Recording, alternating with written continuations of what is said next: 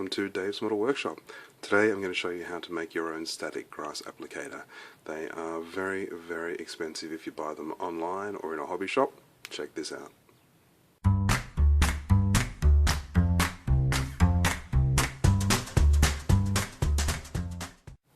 That is ridiculous.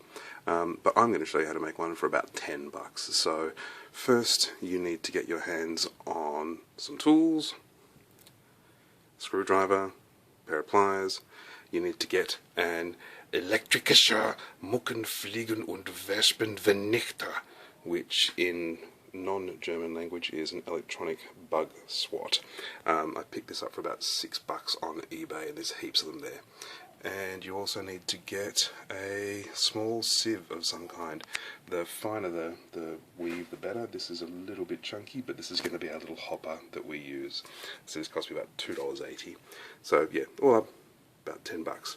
And we're going to be adding this stuff to our dioramas. So this is our Grasfasser XL. Such a charming language, the German language. So yeah, let's get out of its packaging. This is what the electronic bug swat looks like.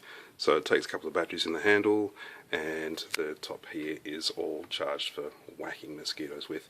We're going to be taking the plastic top off entirely and just working with what's inside the handle and attaching the hopper to it. So let's start unscrewing. Unscrew the handle, pretty straightforward. Unscrewing the last screw here.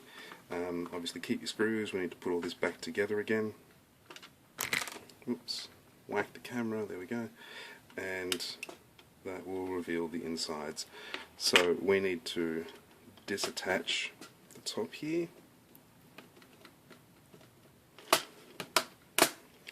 and you're going to break it apart however you can to get to those wires on the inside. So the wires come up and attach on the inner and the outer metal of the zapper, and we're going to try and keep as much of that wire as we can. So when you get it pulled apart, all I've done is use the screwdriver and just wrenched it apart and broken it in the process. But when you get it apart, you get one wire. There's going to be 2 or 3 wires. There might just be one red wire, one green wire, or in this case there's 2 completing a circuit to that, and then 1 wire going to this. So basically we're going to have our 2 wires connecting to our hopper, and 1 wire which will go down and connect to our base, and that will make the static electricity. If there were only 2 wires, you'd basically do the same thing. 1 wire to the hopper, 1 wire to the base. So I'm going to take those wires off the metal mesh here, and that'll be our next step. The little button that came off, the little push button on the top of it, you want to keep that too. Okay, now that I've got them off the wire mesh, so I've just cut the mesh off, as you can see here.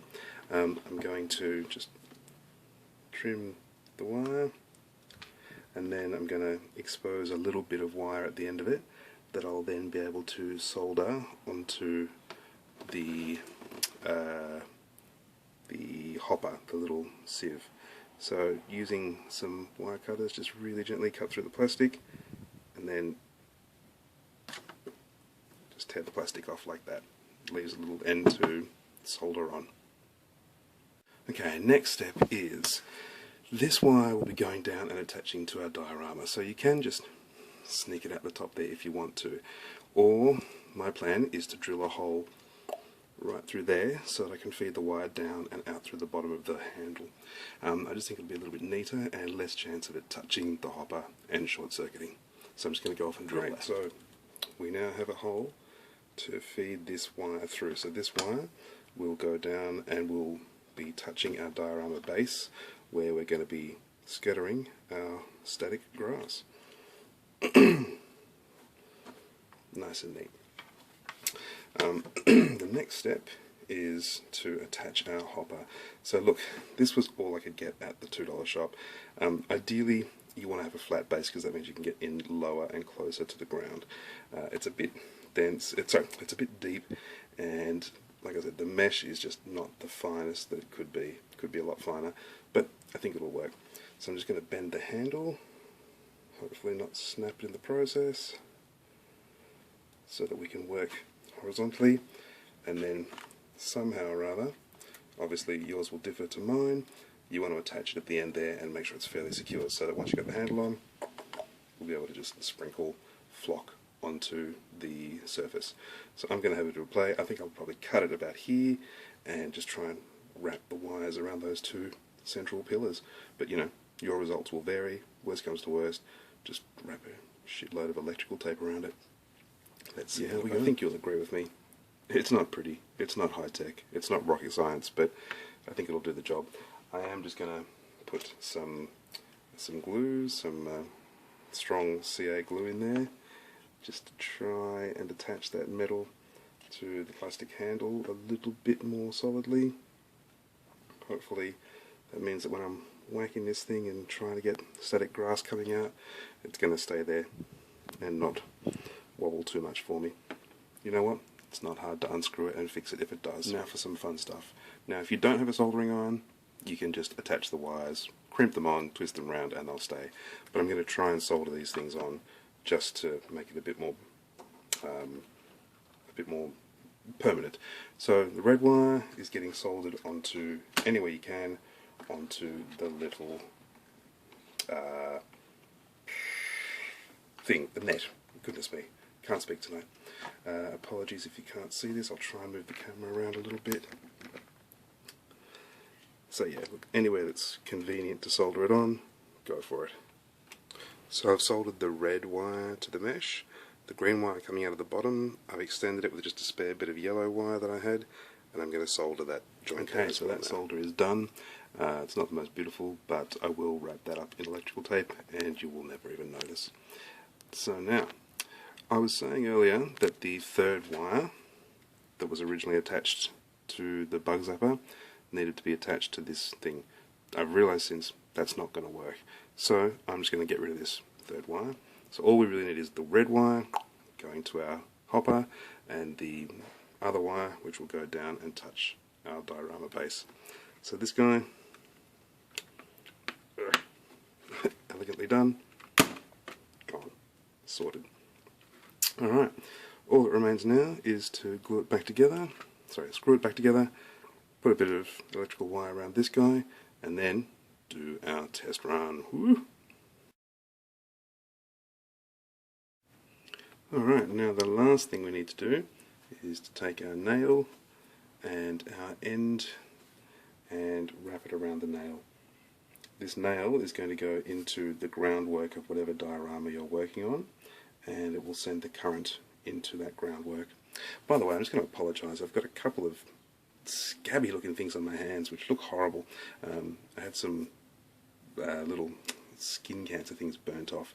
It's the problem of being a redhead in Australia with beating sun. So look, there is our machine ready to go. Now let's get the diorama base out. And here is our diorama ready to go. So this is my Soviet tank diorama that I've been building. Please check my YouTube channel to see previous videos on how I've built the base work, how I've painted those earth tones. So the stuff we need now to make it all happen: PVA glue, some flocked grass, some static grass, and your machine with batteries in. Alright, so splodge some glue on where you want to. You can water it down if you really want to. Totally up to you. You can also squish it around with a paintbrush if you'd like to get it a bit more evenly spaced out. It's probably a good idea so you don't have a big blob of it somewhere. That looks pretty good to me.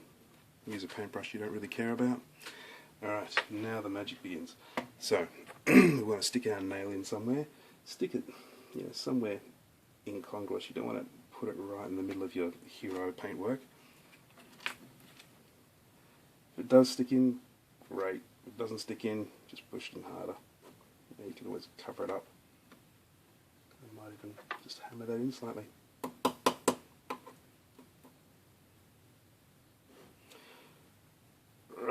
Or you can drill a hole or whatever. Right, that's in. Alright, some flock in, I can call it flock, sorry. Some static grass in the hopper. And turn that baby on. And then just tap it gently. Alright, so remember to hold down the button. I'll put some more flocking in there.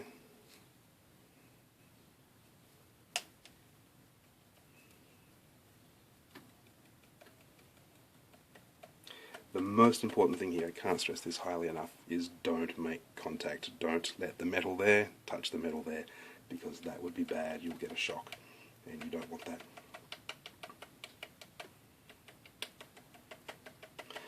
And really, from here on, it's just a matter of playing with it and getting as much on as you want to. So I'm just going to keep going with that. You can see all those bits sticking up when I come closer to it. The closer you can get, the better. So I actually might move that nail so I can get in closer there. Here we go. So you can see all the pieces. Oh, okay, don't get it too close to things. You can see what happens when you do that. There's metal in that tree there.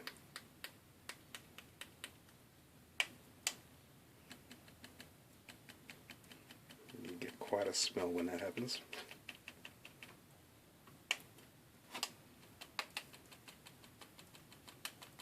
But yeah, really, the closer you can get, the better.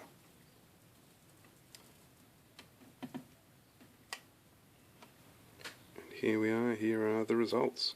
So the glue is still drying, but you can definitely see where these patches have stood upright. Yeah, I think, for $10 worth of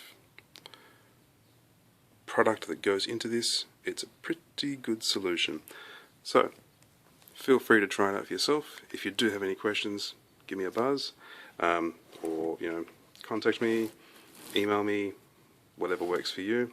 And yeah, I hope that this has been a helpful, instructive video. Like I said, I just want to reiterate one more time, please don't touch those wires, because you will get a shock. And it's not going to kill you, but it's not going to be pleasant. So once this is dried, I'm going to blow away the excess, and yeah, take it from there. So thanks very much, guys. I hope you've enjoyed, and see you next time on Dave's Metal Workshop. Cheers. Bye.